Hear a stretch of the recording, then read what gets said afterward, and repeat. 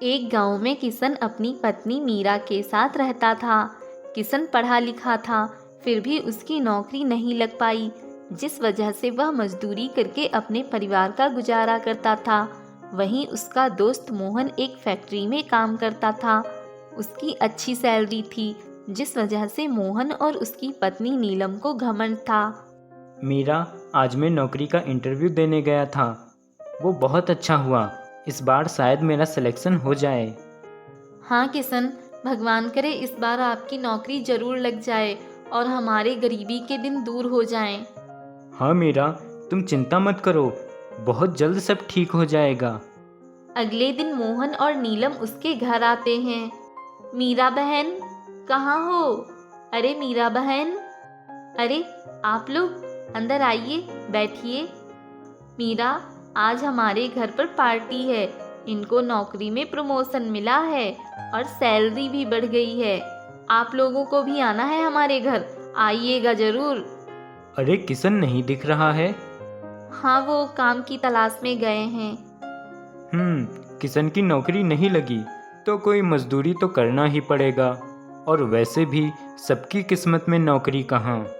मोहन की ये बातें सुनकर मीरा को बहुत दुख होता है, फिर भी वह कुछ नहीं कहती है। अच्छा मीरा बहन, अब हम लोग चलते हैं, आप लोग जरूर आना। हाँ जी, हम लोग आएंगे। शाम को जब किशन घर आता है तो वह उसे सारी बात बताती है। कोई बात नहीं मीरा, तुम चिंता मत करो। भगवान ने चाहा तो जल्द ही मेरी नौकरी लग जाएगी, फिर सब ठीक हो जाएगा। हाँ, काश ऐसा ही हो। अच्छा, आप तैयार हो जाइए, हम लोगों को मोहन भाई के घर भी तो चलना है। लेकिन मेरे पास तो कोई अच्छी साड़ी भी नहीं है। मीरा, तो रहने दो, हम दोनों नहीं जाएंगे। नहीं, हमें चलना तो पड़ेगा, वरना उन लोगों को लगेगा हम लोग उनकी खुशी में शामिल नहीं होना चाहते हैं। हाँ मीरा, तुम सही कह रही हो, पर तुम्हारे पास तो कोई नई साड़ी नहीं है। और वैसे भी लोग बस कपड़े और गहने ही देखते हैं। अरे हाँ, मुझे याद आया, मेरी माँ की एक साड़ी मेरे पास है, मैं वो ही पहन लेती हूँ। और मीरा अपनी माँ की साड़ी निकालती है और पहन लेती है। देखो किशन, ये मेरी माँ की बस आखिरी निशानी है मेरे पास, इसलिए मैंने इसे संभाल कर रखा था। मीरा, तुम्हारी माँ की साड़ी सच में बहुत खूबसूरत है। हाँ किशन, बस मेरे पास थोड़े से गहने होते तो अच्छा होता। इतना कहते ही मीरा के सामने गहने आ जाते हैं। यह देखकर मीरा और किशन हैरान रह जाते हैं। अरे मीरा, ये सब कैसे हो गया? पता नहीं किशन, मैं दोबारा से कुछ मांग कर देखती हूँ, मुझे रुपयों की ज़रूरत है। इतना कहते ही वहाँ पर रुपए आ जाते हैं। मीरा, कहीं ये तुम्हारी माँ की साड़ी जादुई तो नहीं? शायद इसी वजह से ये चमत्कार हो रहा हो। हाँ किशन, अब तो मुझे भी यही लगता है, कहीं मेरी माँ की साड़ी जादुई तो नहीं है। ये जानकर वो दोनों बहुत खुश होते हैं। इसके बाद वो दोनों मोहन के घर जाते हैं। मोहन और उसकी पत्नी मीरा की साड़ी और गहने देखकर आश्चर्यचकित रह जाते हैं। अरे मीरा, तुम्हारी साड़ी तो बहुत खूबसूरत है और तुम्हारे पास इतने गहने भी हैं, मुझे तो पता ही नहीं था। तभी मोहन और नीलम आपस में बातें करते हैं। अरे नीलम, ये किशन के पास इतना पैसा कहाँ से आया कि ये मीरा इतनी खूबसूरत साड़ी और गहने पहनकर आई है? हाँ, मुझे लगा था कि मैं अपनी साड़ी और गहने दिखाऊंगी पार्टी में, लेकिन मीरा तो मुझसे भी अच्छी साड़ी और गहने पहन कर आई है। तभी पार्टी हो जाने के बाद मीरा और किशन वापस घर आ जाते हैं। तभी किशन कहता है, मीरा, तुम अपनी माँ की जादुई साड़ी से कुछ रुपए मांग कर देखो, फिर हम उन्हीं रुपयों से अपना बिजनेस शुरू कर सकते हैं, जिससे हमें कोई परेशानी नहीं होगी। हाँ किशन, तुम सही कह रहे हो। अब मीरा जादुई साड़ी से रुपए मांगती है और वहाँ पर ढेर सारे रुपए आ जाते हैं। अब वो लोग अपना बिजनेस शुरू करते हैं। अरे मोहन, ये लोग इतने अमीर कैसे हो गए? हाँ, ये लोग पता नहीं इतने अमीर कैसे हो गए। तभी वहाँ पर किशन और मीरा आते हैं। अरे नीलम बहन, कहाँ हैं आप? अरे हाँ मीरा, आइए बैठिए। आप लोगों को आज शाम को हमारे घर आना है, हमारी एक और नई फैक्ट्री खुली है, उसकी पार्टी है। हाँ मोहन, आप लोगों को ज़रूर आना है। अरे हाँ किशन, मैं ज़रूर आऊँगा। आखिर तुम्हारी फैक्ट्री के उद्घाटन की पार्टी जो है। हाँ मोहन भाई, क्योंकि सबके नसीब में नौकरी कहाँ होती है, तो हम जैसे लोगों को कुछ अलग ही करना पड़ता है। ये सुनकर मोहन और नीलम को पछतावा होता है। एक गांव में मोहन और सोहन नाम के दो दोस्त रहते थे। एक बार दोनों दोस्तों ने मिलकर एक विचार बनाया। सोहन, मैं सोच रहा हूँ क्यों ना हम दोनों मिलकर एक ढाबा खोलें।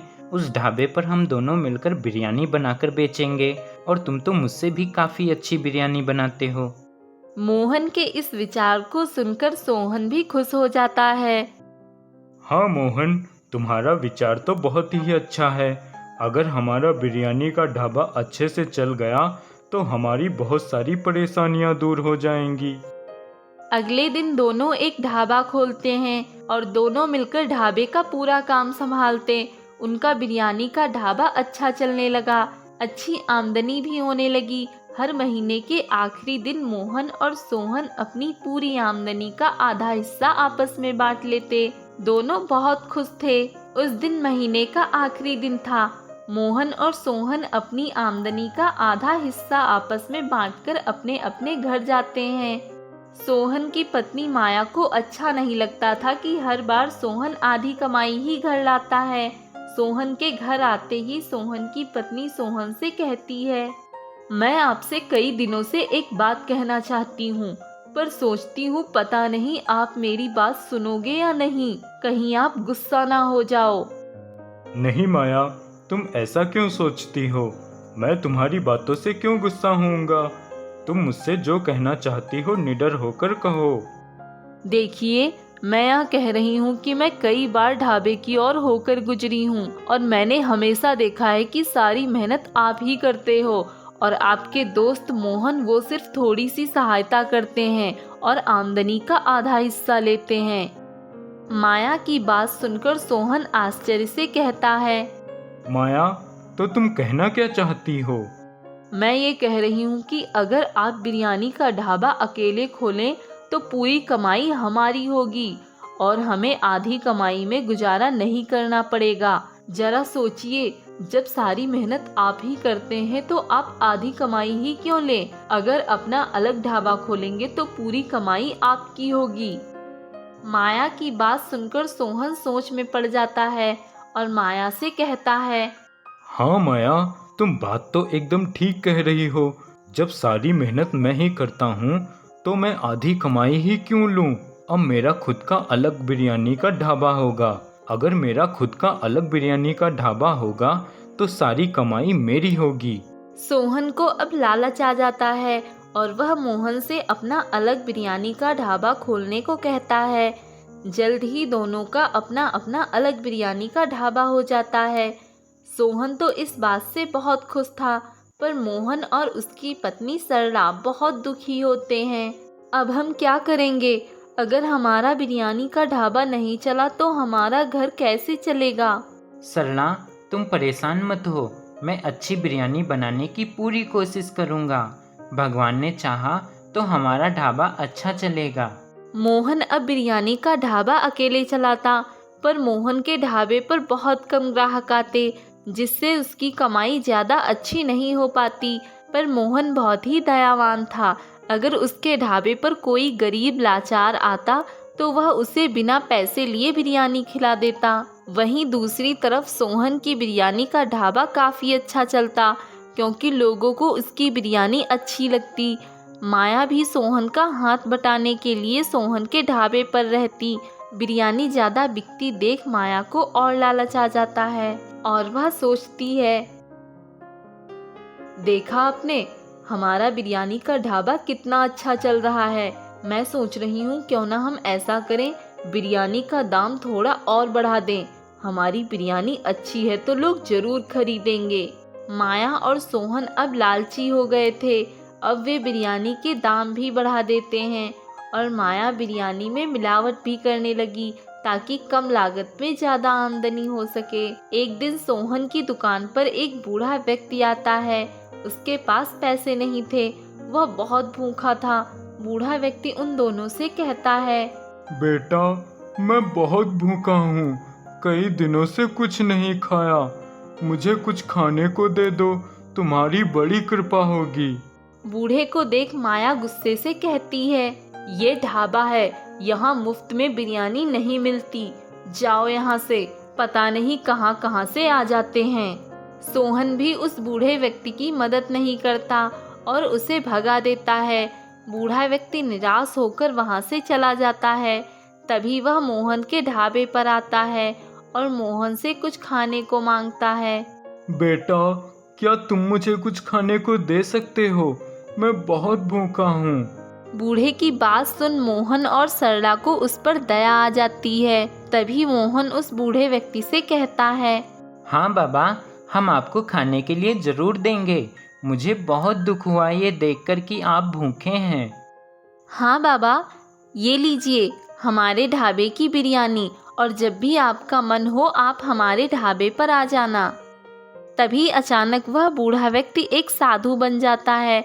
यह देख मोहन और सरला आश्चर्य में पड़ जाते हैं। तभी साधु उनसे कहता है, बेटा, मैं एक दिव्य साधु हूँ। मैं लोगों की परीक्षा लेता हूँ और मैं तुम दोनों की भी दयालुता की परीक्षा ले रहा था। तुम दोनों बहुत अच्छे इंसान हो। मैं तुम दोनों से बहुत प्रसन्न हुआ। मैं तुम्हें आशीर्वाद देता हूँ। अब से तुम्हारी बिरयानी बहुत ही स्वादिष्ट होगी और यह कभी खत्म नहीं होगी। इतना कहकर वह साधु गायब हो जाता है। अब उनकी बिरयानी एक जादुई बिरयानी बन जाती है, जिसकी खुशबू से लोग मोहन की दुकान पर खिंचे चले आते। अब मोहन की दुकान पर भीड़ लग जाती। धीरे धीरे उनकी हालत काफ़ी अच्छी हो गई। उधर सोहन के ढाबे पर अब कोई नहीं आता। वे दोनों निराश होकर ग्राहक का इंतजार करते रहते।